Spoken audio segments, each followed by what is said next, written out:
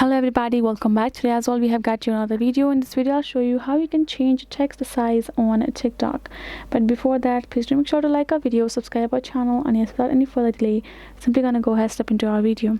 For the matter, you do not actually have a text size option given on TikTok itself where you're gonna go ahead make it larger or smaller. For instance, you can go to this settings of your mobile phones, and you're going to scroll down, tap on this display, and go to this option called font size and style afterwards. Now we can see this is the example, and this is the font size. If we go to this, swipe to our right, we're going to go ahead see how large the text are. So take it to the extreme, the largest, and it will go back. Now you can see all of the apps that we have largest text. Let me show you another example. So this is our text right now, right?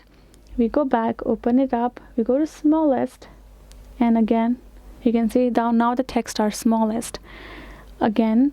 So if we make it the largest, like big text, and we access any of our apps, we go to our browser and simply access even TikTok.